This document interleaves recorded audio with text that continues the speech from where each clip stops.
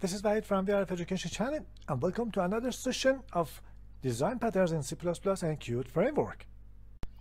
Today we are going to talk about another structural design pattern, proxy. Proxy in general means in place of or on behalf of. And this design pattern lets us provide a substitute or placeholder for another object. A proxy controls access to the original object and allowing us to perform something either before or after the request gets through the original object. Proxy pattern in a structured point of view is very similar to decorator pattern and even adapter pattern. Their structure is very similar, but they are not the same. They are different in their nature. Proxy pattern used to take control over accessing a real service.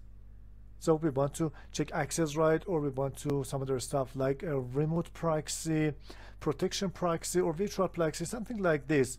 And we are not going to add anything or any extra functionalities to the real service. But in decorator design pattern, we are going to add some extra functionalities to a real service that our client code gonna use. And when I show you what is a decorator pattern and how we should use it, you'll completely understand the difference between these two design patterns. But sometimes some developers use them interchangeably, but they are completely different in their nature, not structure. Okay, let's take a look at a real-world example. Check or credit card is a proxy for what is in our bank account, the real cash that we just have in our bank account. It can be used in place of cash and provides a means of accessing that cash when required. And that's exactly what the proxy pattern does: controls and manage access to the object they are protecting. The basic structure for proxy pattern is something like this. We have a service, a real service that we want to use, and it's going to use a service interface. So we have an operation method inside this interface, and we need to implement it inside our real service. But we want to create another way to access this service. So we create a proxy. This time proxy again inherit or implement this interface, and we have the same operation method here. We need to implement it. But this time we have an instance of a real service inside our proxy class, and inside this method we're gonna access to the real service operation method. But before that, we might check some, for example, access right or other stuff like this. So this is the way that we can handle proxy pattern. Put an instance of our real service inside the proxy class, and this proxy class should inherit from a common interface between this proxy and real service. And client code gonna instantiate from this proxy class instead of this service class. Okay, let's take a look at another example. Here I have a class named third party YouTube class. This class provides three different functionalities: list videos, get video info, and download video. The third one is somehow a time consuming and also bandwidth consuming operation. And if I want to watch a video or download a video frequently, so I'm going to waste a lot of time and also a lot of bandwidth. So I'm going to create a proxy class for this service named cache YouTube class. And inside this class, I'm going to cache videos based on their frequency of use. And if I want to download a frequent video, so I'm not going to download it again from the source site. So I have the cached version inside my code, and I'm going to return it directly to the client very fast and without consuming any internet bandwidth. So this is a proxy, and it's very familiar for you, I think. Based on this explanation, we have three different types of proxy pattern: remote proxy, virtual proxy, and protection proxy. I talked about this one. Using protection proxy, we can create a class to check access control. If the user is verified to access to a service or not, we can use protection proxy. And also virtual proxy is a way that we can use for dealing with complex or heavy objects that their creation, instantiation, or even download a video from YouTube that we just saw is a heavy task or a time-consuming task. So we can create a skeleton. In some areas it has a lot of advantages for us. It can reduce the response time of our application very efficiently. And the other one is remote proxy. When we want to access a remote object, we need some marshalling things, and we need to be worried about those things in all over our application. But using remote proxy, it's just the same that you're working with your local object, and you're not worried about how to access the remote object, how to marshal things, and other stuff like this. So these are three different ways of, or three different model of proxy pattern that you can use in your application. Okay, let's go to Qt Creator and see how we can use proxy pattern in our applications. Before starting, if you are new to this tutorial, I should tell you that I create a Qt widget application named Design Patterns Demo, and also pushed it to my GitHub repository so you can download it and work with code on your local machine.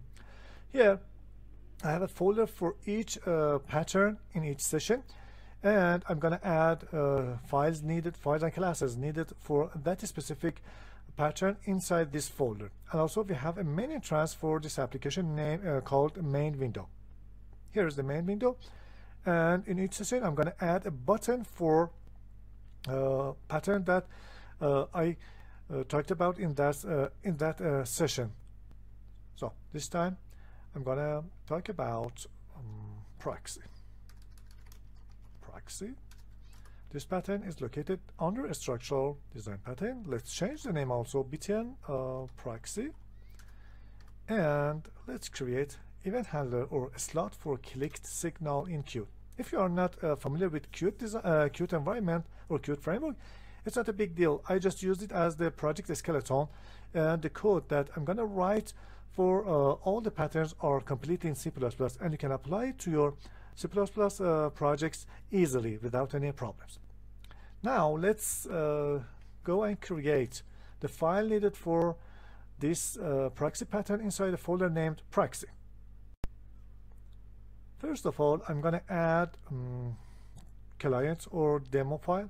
For this purpose, I'm going to use a Qt Designer form class, and the name is proxy demo dialog. And also change the file name to something like this and put it inside a folder named proxy.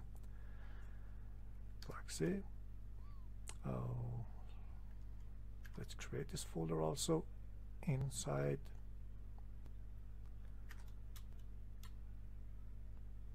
Okay, that's it. So I'm going to create this file inside this folder. That's it. And yeah, now so let's change the name to proxy.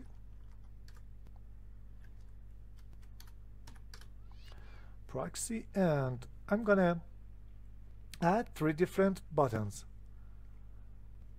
and align them inside the vertical layout, and also add a text area act as our console. So align it here. This one is direct call. I'm not going to use proxy class, and I'm going to use real service directly. Direct call. This one is proxy call, and this one is close. So let's change their name respectively. btn direct call, btn proxy call, and this one is btn close. And also let's change the name to txt console. So that's it, and I'm gonna connect the click signal of this button to reject a slot of the dialog, so we are able to go back to the main window and work with the other patterns. As a sample, I'm going to create an internet class. This class is going to provide a way that I'm able to connect to a host and get data back from that host and print it inside the console. And after a while, I want to change the class in a way that I prevent to connect some banned hosts. For example, some hosts are forbidden in my country or in my company, so I don't want to let the clients to connect to those specific hosts. Let's see how we can do this. First of all, where's proxy?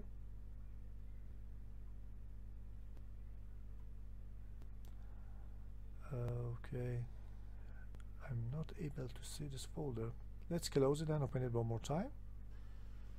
Well, it seems that I don't have this folder and files in my project or .profile.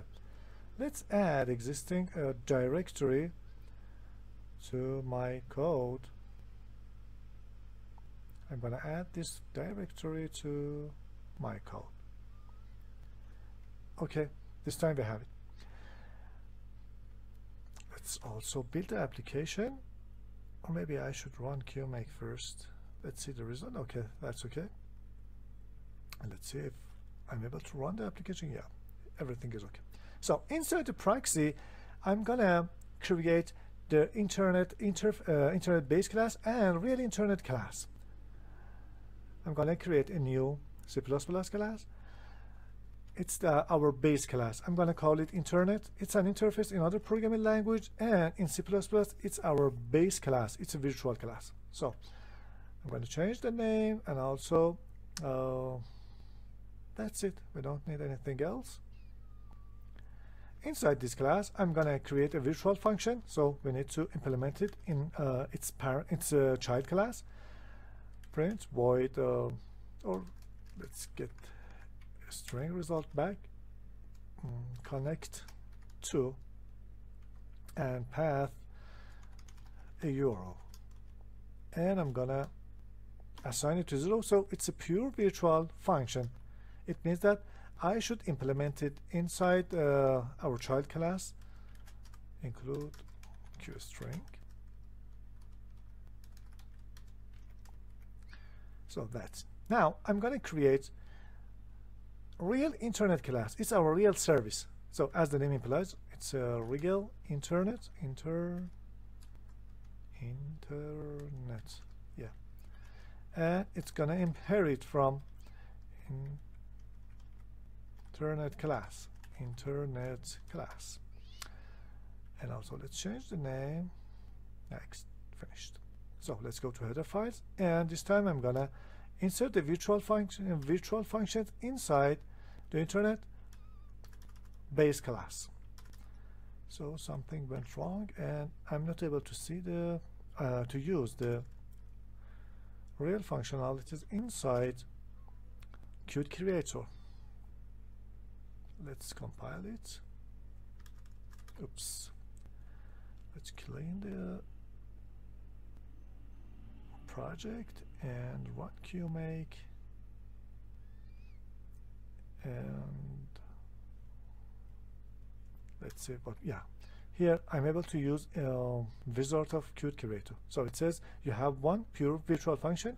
I'm gonna say okay, let's implement it. Let's add definition for this here, and I'm gonna say return connecting to this host plus URL. That's it. It's an abstract way that we are mimicking the functionality for this method. Now I'm going to add another class named Proxy Internet.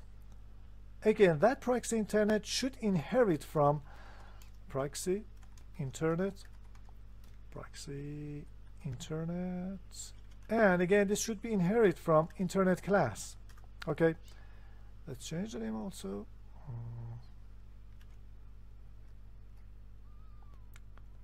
Okay, let's create or add that virtual function here. This time I'm gonna check something before calling the real service class. Here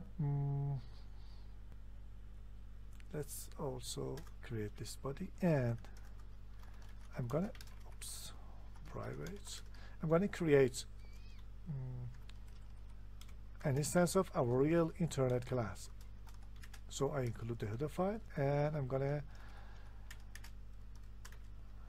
declare an instance of real service here, and inside the constructor I'm gonna inject the service, or we can instantiate it inside the constructor. You can use both this ways.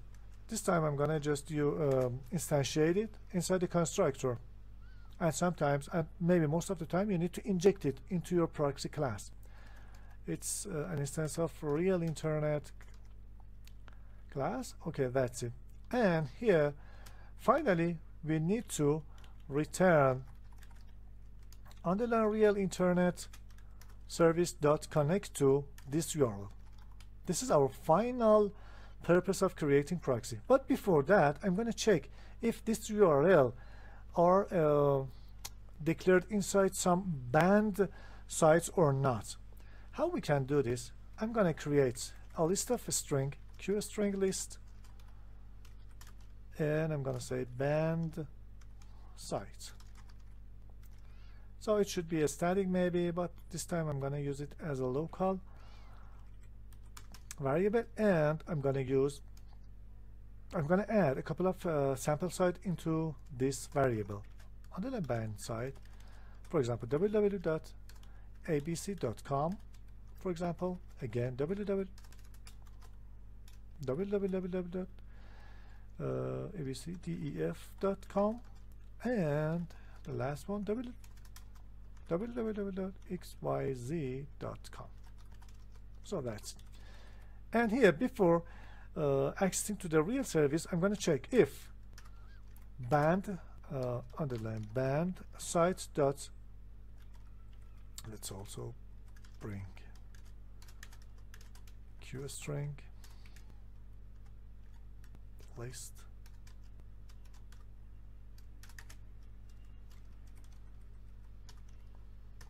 I don't know why inside Windows operating system it asked me to include all these header files. In Linux operating system, it's not necessary to add them.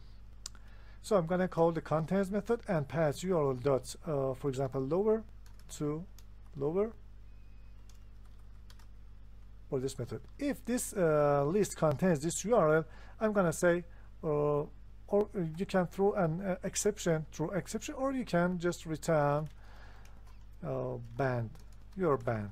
Or this site is banned. That's it. Now let's get back to our main dialog of our client file for this pattern. Here I'm gonna say for direct call, and also let's add what? Add a line edit here. So this is our ln URL, and by default it contains, for example, www.abc.com or something like this, vrf.com. That's it. Now let's go to click handler for both buttons. Here I'm gonna create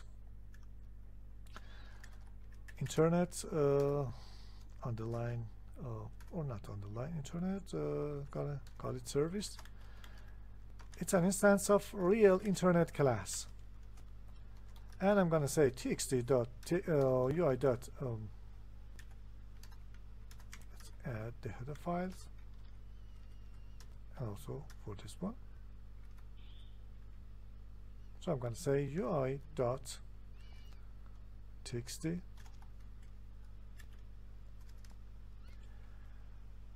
What's happened?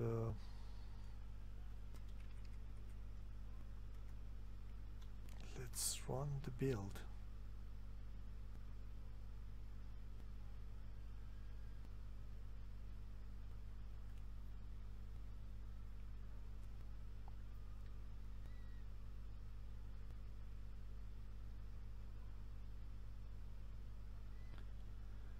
Okay, let's add a asterisk here. I forgot to declare it as a pointer. So that's okay. Now I'm gonna say ui.txt console.set text the output of service dot connect to ui.ln url.text. That's it. Now I'm going to copy these two lines and paste it here inside the btm proxy call, and this time I'm going to use proxy internet. Also, let's add the header file for this class. Okay, that's it. Let's run the application. Oops, something went wrong. Well, URL dash greater than, and again dash greater. Well, I think it's better to change the operating system for next patterns. So I forgot also to write the code for these buttons. I'm gonna say I have a proxy demo dialog, the name is dlg, and let's add the header file and call the exec method of this dialog. Let's run it. Okay, everything is ready. So I'm gonna call the direct things. It says VRF education. I'm connecting to vrf.com. If I press proxy call, it says nothing. Why? Yeah, it's true. Because let's change it to another way. I'm gonna use, let's see, we have append text, and I'm gonna also append \n. That's better, because we really want to see if the service called or not. So when I call this method, it's not they're the same. It's not user won't know that we are calling the service through the real service or use the proxy service, because we just call the real service inside this proxy call. Now what if I change it to, for example, ABC? If I use direct call, it says, yeah, okay, I can connect to this site. I'm trying to connect to one. What if I press proxy call? It says the site is banned, because this time the proxy take control over the service call and see we are not authorized to connect to this host. So it's going to prevent us when we call this service inside the proxy internet. So this is the way that we are able to work with this kind of things. And also let's see, for example, I'm going to create a map, QMap of QString, and for example a number, integer.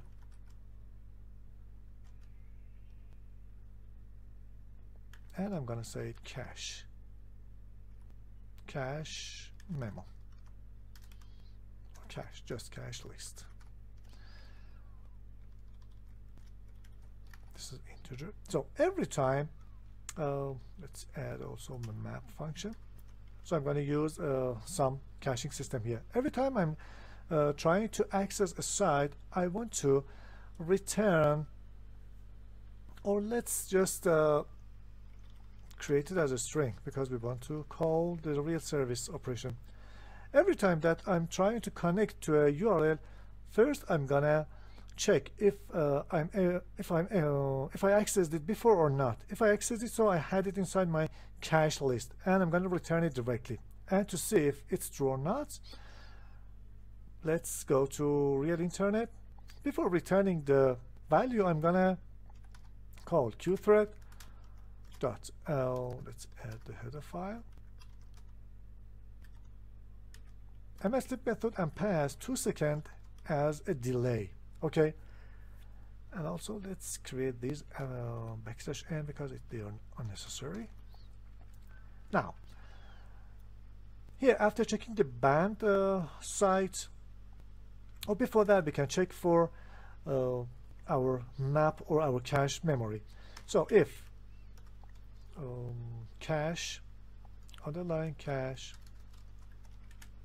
list dot contains key, or just contains URL dot lower to lower, just return underline cache list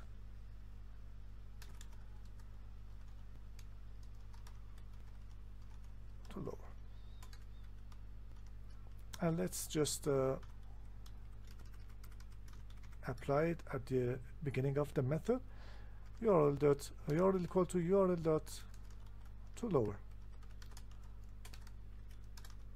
and that's it. And here we don't need to call it. So And here I'm gonna say underline cache list for this URL is equal to real service that connect to this URL. And this time again I'm gonna return what we already saved inside the cache list, or we can save it inside the variable and return that. So first we check for the cache, and after that we check for access rights to this site, and if we are authorized and we don't visit this site before, we need to make a real call for this URL. Let's see what we have. Okay, I'm gonna press direct call, and after 2 seconds we have connected to vrf.com. And if I press proxy call, it's the same. And if I press direct call again, we need to wait for 2 seconds, and after that we have the result. But if I press proxy call again, we have yeah, that's it. That's because I created proxy pattern inside this part. So I need to move it to constructor, and also move the definition inside the private section of my class. And also let's move all these header files inside this part, and that's it. So I just create a proxy service and I called it. That's it. Let's run it one more time. Okay, for proxy the direct call is same as before, but if I press proxy call for the first time, we need to wait for 2 seconds, and after that we just have the response very quickly.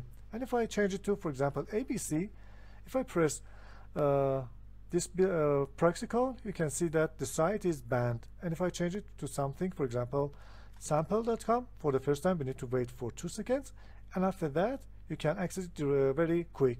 And if I again change it to VRF, because we already visit that site here, so the call will be respond quickly, and we don't need to wait for 2 seconds.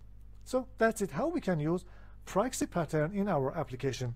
I hope you enjoyed the content and make use of this pattern in your codes. Till next session and another pattern. Goodbye.